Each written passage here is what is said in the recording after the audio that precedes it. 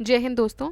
Last video हमें बंद करनी पड़ी थी अचानक से। एक्चुअली बैटरी ड्रेन हो गई थी बिल्कुल ही, and it was about to end, so I haven't seen this, I haven't check this before, so I am sorry for that. And ज़्यादा क्वेश्चन नहीं बचे हैं, कुछ ही क्वेश्चंस बचे हैं जो हम इस वीडियो में डील कर लेंगे। सो 83rd क्वेश्चन पे हम थे, which of the following act was passed in 1856, and we discuss that religious disabilities act और Hindu widow remarriage act pass हुए थे 1856 में। बाकी सती प्रोहिबिशन और पॉलिसी ऑफ एनेक्सेशन उससे पहले ही पास हो गए थे। तो रिलीजियस डिसेबिलिटीज़ को हम डिस्कस कर रहे थे। ये इनेक्ट किया गया था कि जो भी कन्वर्टेड लोग हैं फ्रॉम हिंदुज़म, उनके सिविल राइट्स को प्रोटेक्ट करने के लिए, ठीक है। और पंडित ईश्वर चंद्र विद्यासागर जी के द्वारा हिंदू विडो रीमैरिज एक्ट भी पास किया गया था in response to the campaign against it, and legal safeguards मिले थे against loss of certain forms of inheritance for remarrying a Hindu widow, ठीक है। तो अगर हिंदू विडो को पहले रिमैरी उनके साथ शादी करते थे तो कुछ इनहेरिटेंस लॉस भी होते थे उस समय, तो वो सब इससे रिवर्ट हो गए थे। वो इसी वजह से लोग करते भी नहीं थे, तो वो सारी चीज़ें लीगली, मतलब इसको लीगलाइज कर दिया गया। Then Vishnu Shastri and D K Karve, ये जो लीडर्स थे they were connected to widow welfare. D K Karve ने विडो आश्रम भी खोला 1899 में पुणे में, and in Pune, and he also establish the first women university in 1916 in Bombay. Sati prohibition regulation 1829 में पास होता है in the period of William Bentinck, and Dalhousie ने पॉलिसी ऑफ एनेक्सेशन लेकर आए थे 1848 में, ठीक। Next question, the name of D K Karve of western India figures, the name of D.K. Karve of Western India figures in the context of which of the following, ठीक है। तो D K curve का नाम इनमें से actually दो चीज़ों के लिए आता है। विमेन एजुकेशन के लिए उन्होंने बहुत काम किया था, जैसे हमने देखा कि उन्होंने एक यूनिवर्सिटी खोली थी बॉम्बे में, विमेन यूनिवर्सिटी। साथ ही साथ उनका नाम आता है विडो रीमैरिज के लिए भी, बिकॉज उन्होंने एक विडो आश्रम भी खोला था 1899 में। तो दोनों ही इसके आंसर होंगे C and D. So Dhondo Keshav Karve, he was an Indian social reformer, educator भी थे वेस्टर्न इंडिया से, and he worked in the field of education. He started a shelter and school for widows. He also established the first university for women in India in 1916. इसके साथ ही साथ उन्होंने एक training college भी establish किया था primary school teachers के लिए, और बाकी जो स्कूल गर्ल्स हैं उनके लिए, कॉल्ड कन्याशाला। तो कन्याशाला के नाम से उन्होंने एक प्राइमरी स्कूल भी खोला था। Who among the following prominently fought for and got widow remarriage legalized? तो विडो मैरिज को लीगलाइज किसने किया था? ईश्वर चंद्र विद्यासागर ने, ठीक है। मतलब उनके वजह से बेसिकली लीगलाइज तो सरकार ने ही किया था, उस टाइम पे ब्रिटिश सरकार थी, बट इनके कैंपेनिंग की वजह से ये करना पड़ा था। सो लीगल सेफगार्ड्स दिए गए थे against loss of certain forms of inheritance for remarrying the Hindu widow. Next question, I have no time to think about god because a lot of work has to be done on this अर्थ।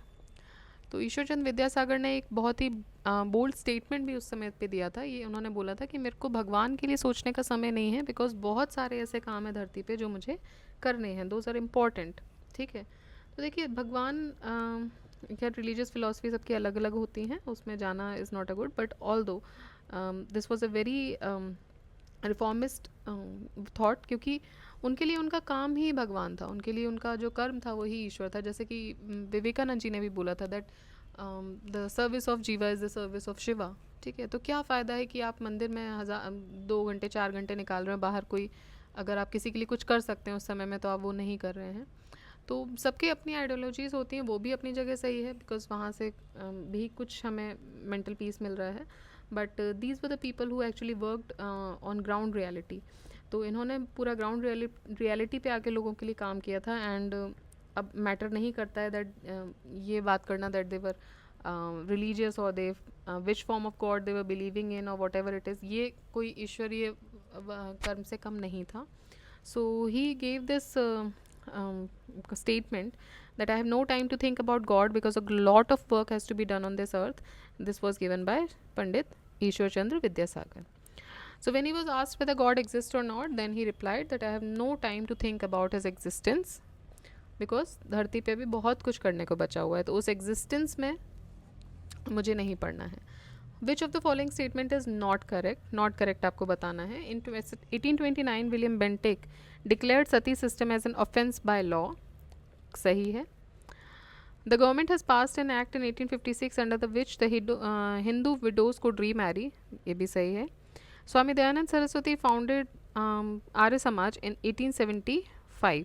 ये भी सही है. Raja Ram Mohan Roy was a supporter of sati system. No, because of his efforts only the sati abolition system जो आया था, जो act आया था, वो possible हो पाया.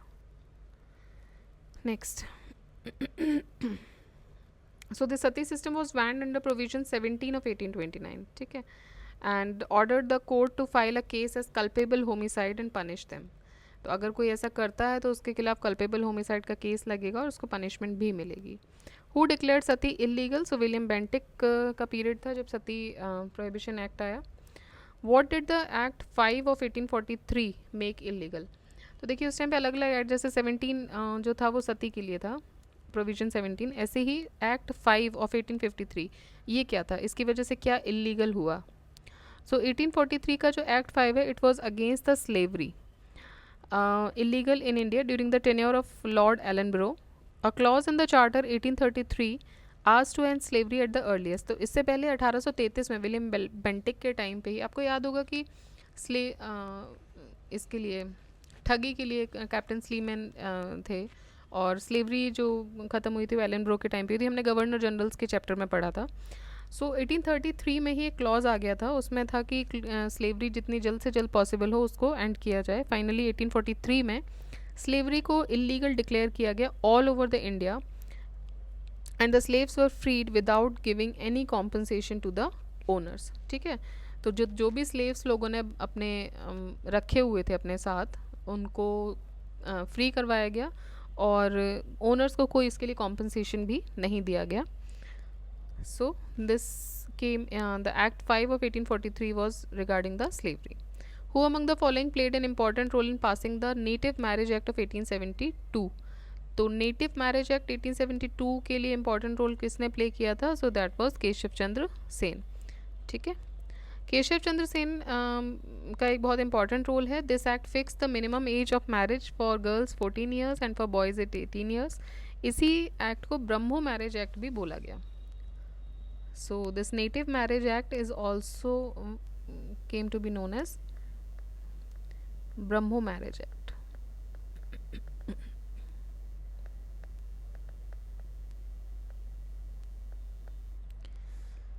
So again Native Marriage Act कौन से ईयर में पास हुआ? 1872 में. अगर पूछते हैं ब्रह्मो मैरिज एक्ट कौन से ईयर में पास हुआ? 1872 में.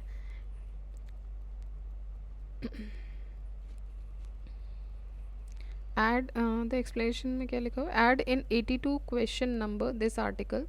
This act was imposed only on Indian Christian marriage. Question 82.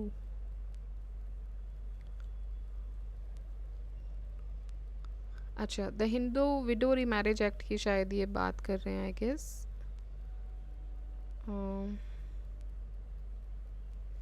This act was imposed only on Indian Christian marriage. Okay.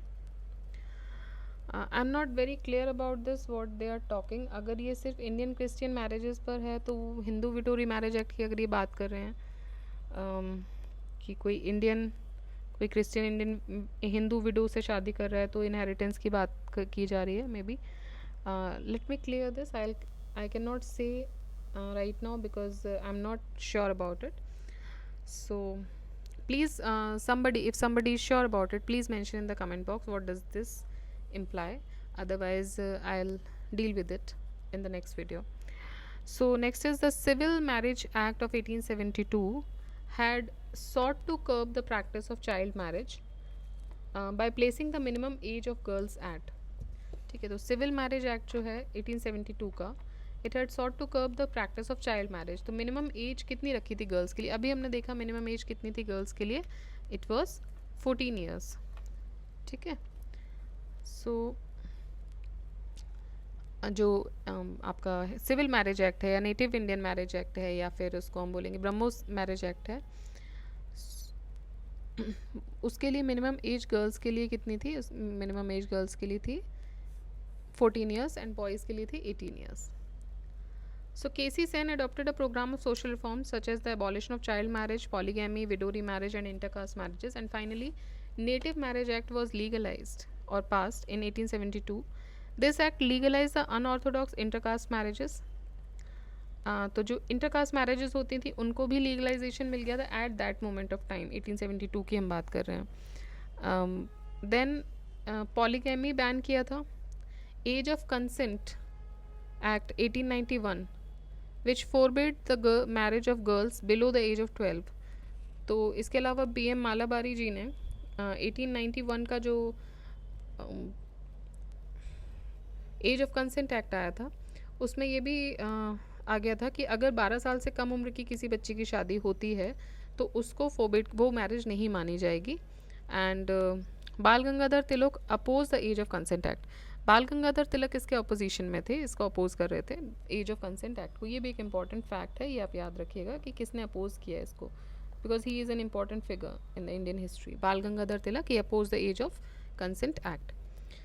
Next is born in 1853. He was a Parsi from Western India. He was an editor of Indian Spectator and Voice of India. He was a social reformer and was the chief crusader for the Age of Consent Act 1891. देखिए कुछ भी ना पता हो, अगर ये fact आपको याद है तो आप इसका आंसर एक सेकंड में निकाल सकते हैं. That he was the crusader, he was the chief crusader of age of consent act. So he is none other than BM Malabari. BM Malabari एक पारसी ज़ोरास्ट्रियन थे जो गुजरात में इनका जन्म हुआ था, बड़ौदा में. And on 18th May 1853 and he served as an editor of the Indian Spectator from 1880. Oof. This sucks me sometimes.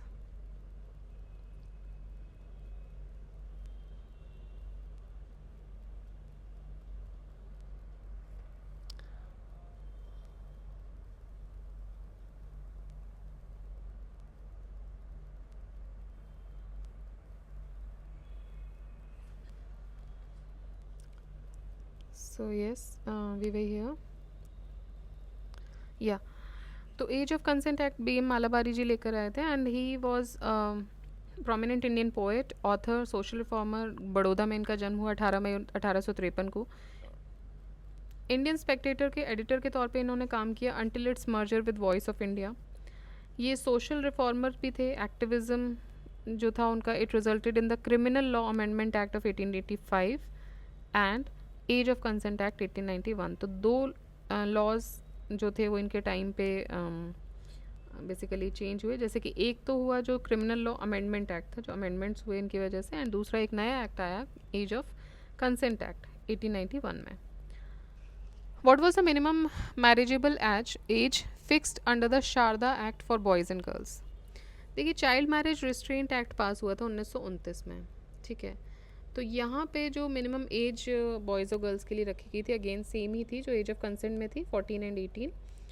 So let's see the explanation. Child marriage restraint act 1929 fix the age of marriage for girls at 14 and boys at 18, जो कि बाद में amend किया गया and it became 18 and 21, जो कि अभी भी चल रहा है for boys and girls.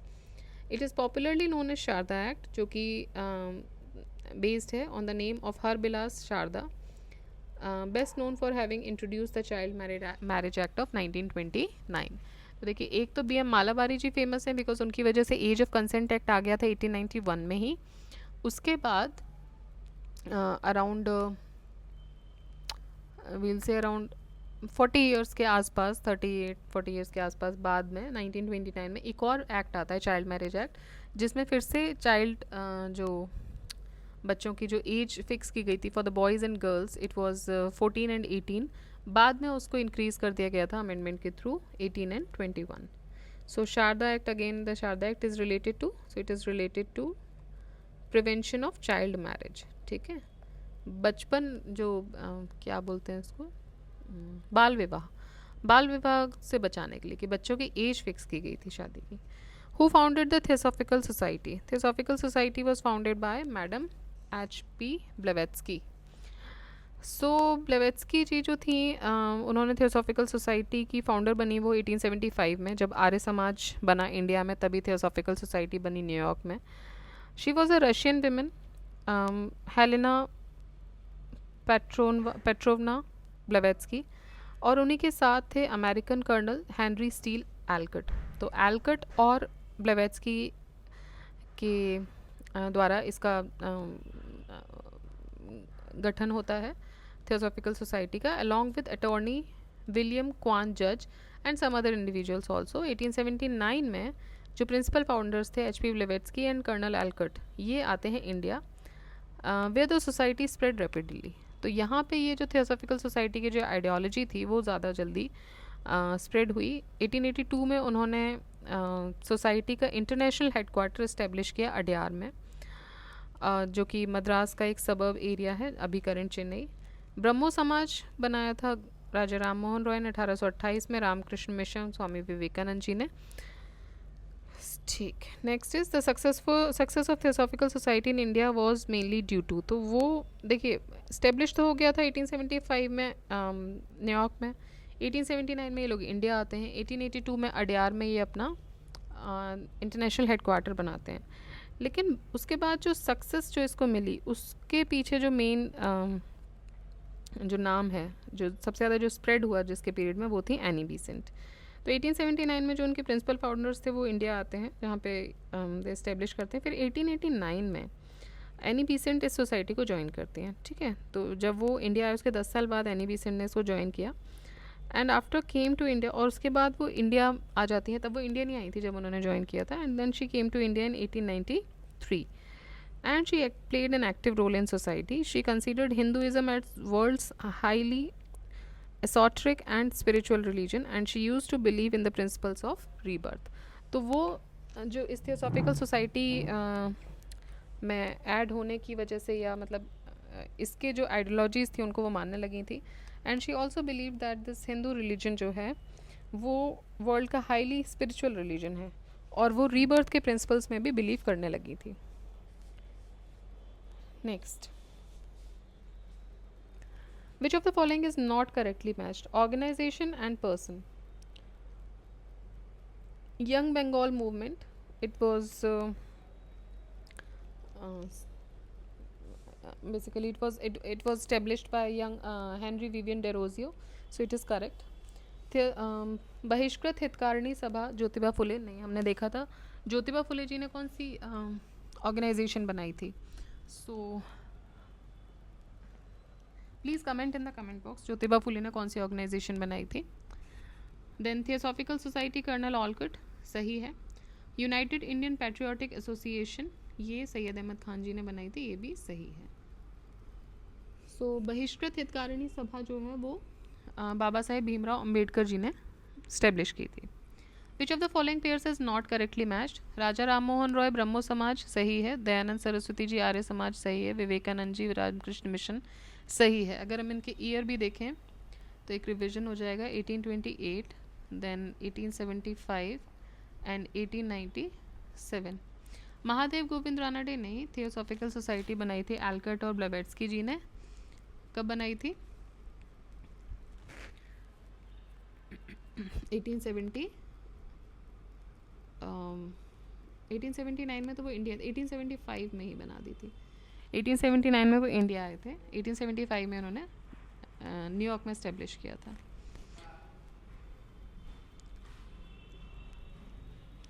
And Mahadev Govind Ranade जी ने प्रार्थना समाज जो था वो आत्माराम पांडुरंग जी ने बनाया था. उसके बाद महादेव गोविंद रानाडे जी इसके मेंबर बने. एंड एनी बेसेंट जो थी वो she was related to theosophical society. Next, again match करना है. अब I think match the following के क्वेश्चंस आएंगे. मे बी इनिशियली हमने डील कर लिया ना हो, mainly correct match following questions आ सकते हैं. तो देखिए प्रार्थना समाज महादेव, ओके ओनली रानाडे लिखा है. महादेव गोविंद रानाडे, ऑल्दो आत्माराम पांडुरंग जी है, लेकिन महादेव गोविंद रानाडे ने उसको आगे बढ़ाया. तो इसमें जो ऑप्शन है इन दोनों में से कुछ भी आता है तो आपको लगाना है. देन रामकृष्ण मिशन ब्रह्मो समाज राजा राम मोहन रॉय, आर्य समाज दयानंद सरस्वती, एंड रामकृष्ण मिशन विवेकानंद. ठीक है, पहले जनरली इस तरह के 5 ऑप्शन दे दिए जाते थे कंफ्यूज करने के लिए। रामकृष्ण परमहंस जी ने नहीं, विवेकानंद जी ने इसको इस्टेब्लिश किया था। तो आंसर हो जाएगा इसका सी। 1D, 2A, 3 is C, and 4 is Ramakrishna Mission was established by Vivekanand ji. Why they have given E as the answer? I think it should be D. Because Ramakrishna Paramhans ji ने establish नहीं किया था mission. We have already seen it and it was established in 1897. ठीक है, so answer D होना चाहिए इसका. Next is which of the following pairs is not correctly match. Theosophical society Annie Besant सही है, रामकृष्ण मिशन रामकृष्ण परमहंस देखिए यहाँ पे गलत हो गया तो प्रूव भी हो गया। ब्रह्मो समाज राजा Ram Mohan Roy, Arya Samaj Dayanand Saraswati ji. Again which is not correctly matched, so Prarthana Samaj Atmaram Pandurang सही है। आत्मीय सभा राजा राम मोहन रॉय जी की थी, ये गलत है। And Brahmo Samaj of India, भारतीय ब्रह्म समाज केशव चंद्र सेन की थी। राधा स्वामी सत्संग तुलसीराम या शिवदयाल साहेब की थी। Again you have to list, okay अभी हमें लिस्ट करना है शायद उनके हेडक्वार्टर्स, ठीक है। सो ब्रह्मो समाज का तो कोलकाता था, देन आर्य समाज का हमने देखा था कि इनिशियली मुंबई था, बाद में लाहौर शिफ्ट हो गया था। तो ए का 3 और सी का 1, ए का 3 सी का 1, बाकी ये दोनों मानव धर्म सभा और नवदा उल उलामा नहीं पता है तो इससे भी हम एलिमिनेट कर सकते हैं। So it will be D. B का 2 मानव धर्म सभा का सूरत में ही था और नवदा उल उलामा का लखनऊ में था। सो राजा राम मोहन रॉय जो थे, ही फाउंडेड द ब्रह्मो समाज ऑन अगस्त 1828 एट कैलकाटा। मानव धर्म सभा इट वॉज फाउंडेड इन सूरत। दयानंद सरस्वती जी ने आर्य समाज की नींव रखी एंड इसका मेन ऑब्जेक्टिव था रीस्टेब्लिशमेंट ऑफ द वैदिक रिलीजन। नदवा उल उलामा ये लखनऊ में बनाया गया और इसने मुस्लिम सोशल रिफॉर्म्स की फील्ड में बहुत इंपॉर्टेंट रोल प्ले किया। नेक्स्ट प्रार्थना समाज, महादेव गोविंद रानाडे, रामकृष्ण मिशन स्वामी विवेकानंद, सत्यशोधक समाज ज्योतिबा फुले, देखिए जो क्वेश्चन मैंने पूछा था उसका आंसर यहीं आ गया। And Mohammedan Anglo Oriental college Aligarh, sir Syed Ahmad Khan. तो ये इसमें करेक्टली मैच हो गए आपके। 2143 होना चाहिए इसका answer.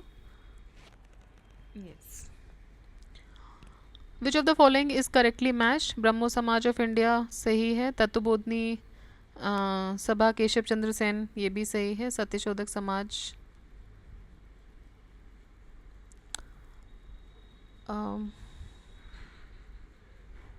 Brahmo Samaj of India तो केशव चंद्र सेन जी का था, देखिए यहीं पे गलती हो गई।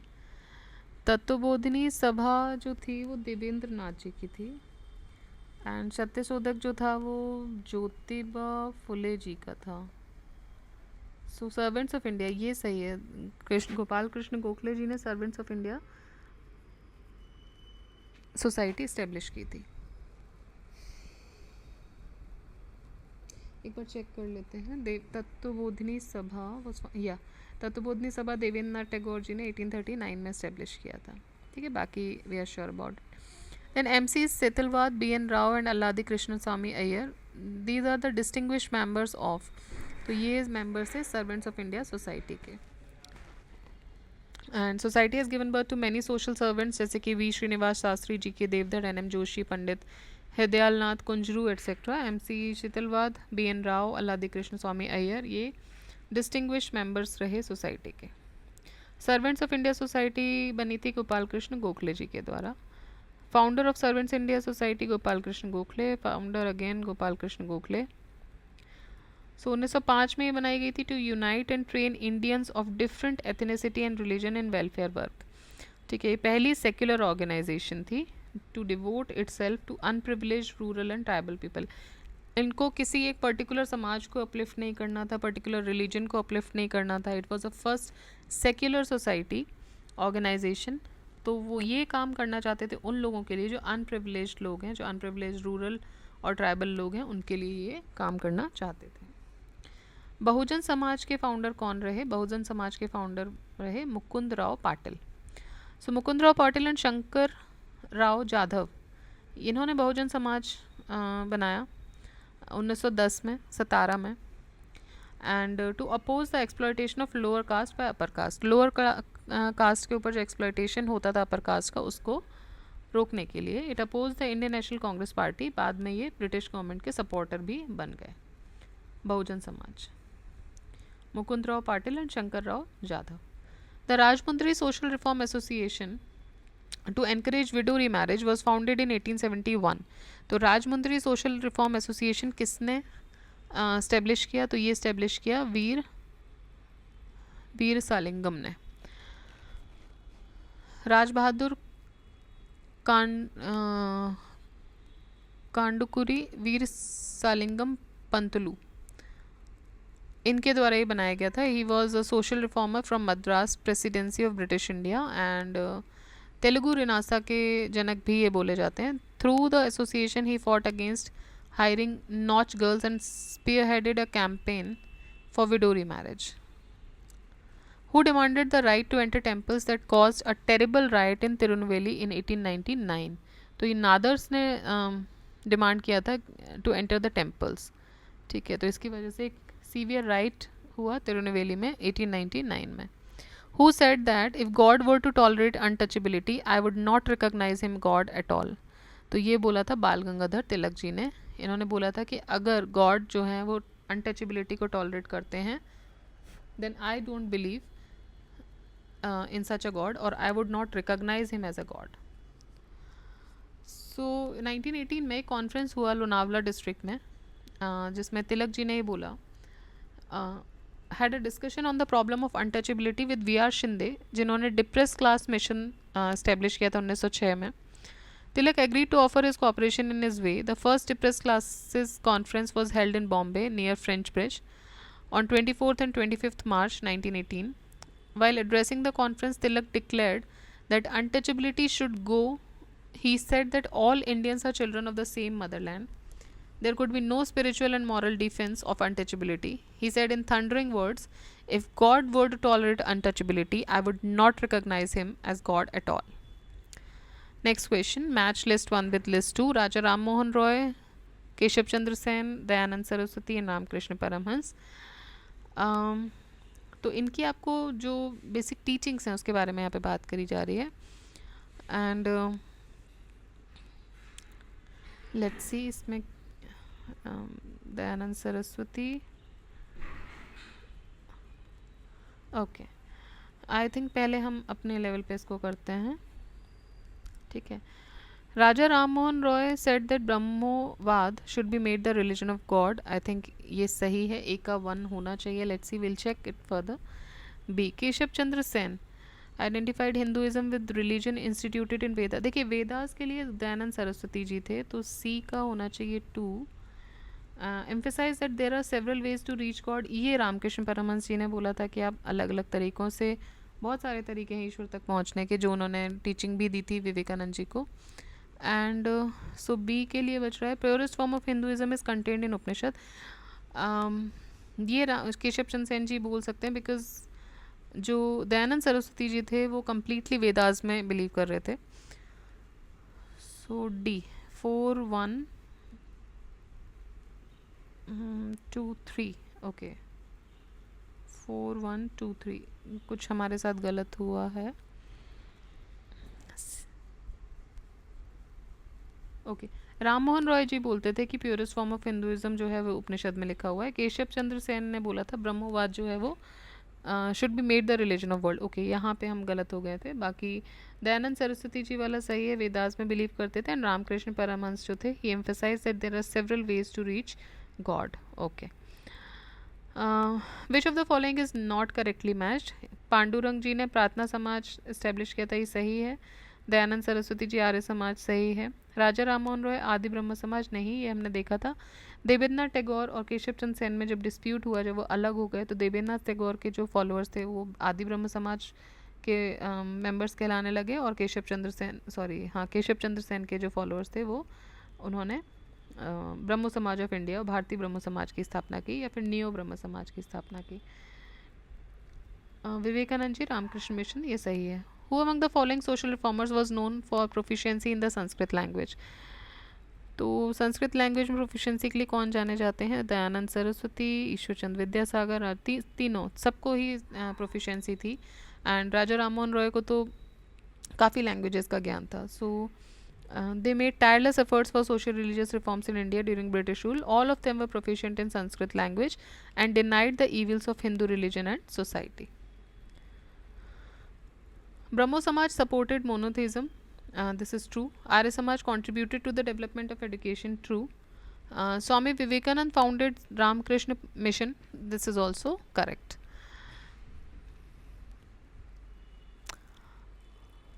The women's movement in India started largely under the inspiration of.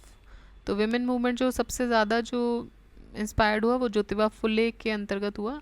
Women's movement in India started largely under the influence of inspirations of Jyotiba Phule. He used to believe that social evils could be eliminated only after uplifting the women and Dalit, and he opened the first school for girls in India in 1848. Ramabai Ranade was the inspiration of women's movement in India. She was the wife of Mahadev Govind Ranade and founded an organization Seva Sadan. If Ramabai is mentioned in the given option तो वो correct answer होते. ठीक है.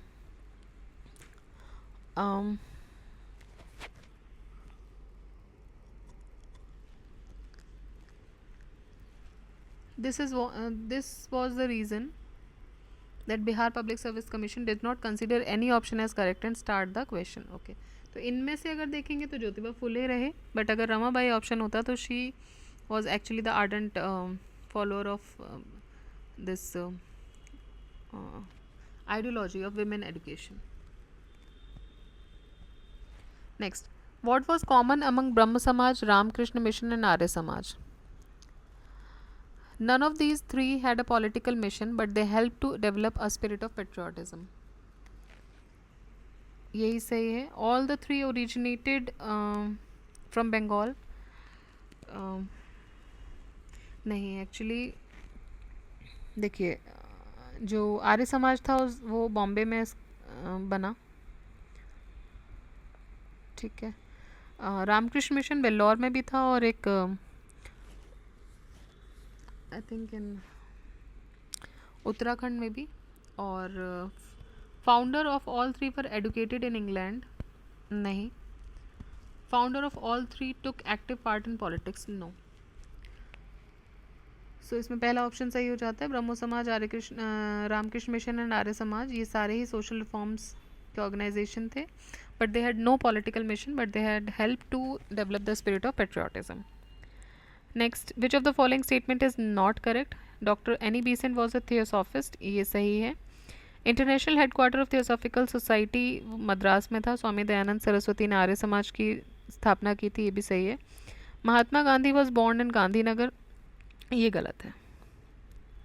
तो ये तो हम बचपन से पढ़ते चले आ रहे हैं. महात्मा गांधी जी का जन्म कहाँ हुआ था? पोरबंदर में हुआ था. ठीक है. So this is the answer D. Mahatma Gandhi ji was born on 2nd October 1869 at Porbandar. D is correct answer. Annie Besant became the chairman of the Theosophical Society after the death of Colonel Olcott, and she came in the contact of this society in 1882 and official member बनी 1889 में. 1879 में principal founders madam H P Blavatsky और Olcott जी जो थे वो India आए, जहाँ पे फिर ये सोसाइटी स्प्रेड होने लगी. एंड 1882 में उन्होंने अपना इंटरनेशनल हेडक्वार्टर बनाया अडियार में, near Chennai. And Swami Dayanand Saraswati founded the Arya Samaj in 1875 in Bombay. Next is Darul Islam was established by. तो दारुल इस्लाम इस्टेब्लिश किया गया मौलाना शिबली नुमानी के द्वारा.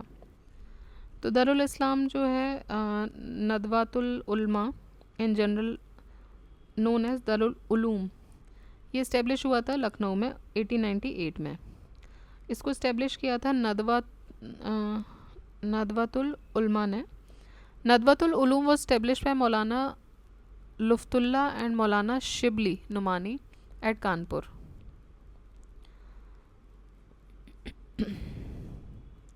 Nadwatul Uloom was established by Maulana Luftullah and Maulana Shibli at Kanpur. Shibli Numani was a teacher at Darul Uloom or Ulum. तो basically establish हुआ था मौलाना शिबली नुमानी के द्वारा. Deoband movement in UP united province started in the year. तो Deoband movement start हुआ था 1866 में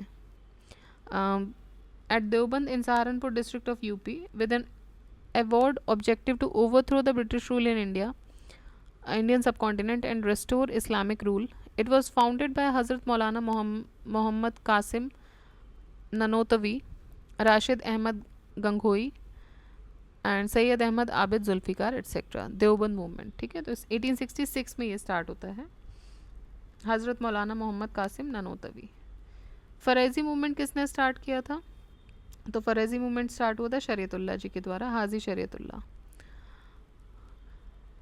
It was a movement against the British rule because they did not allow Muslims to practice their religion and freedom with freedom and their rights were confiscated. तो ये British के against था क्योंकि उनके धर्म को वो प्रैक्टिस करने से कहीं ना कहीं वो उसमें बीच में बाधा डाल रहे थे.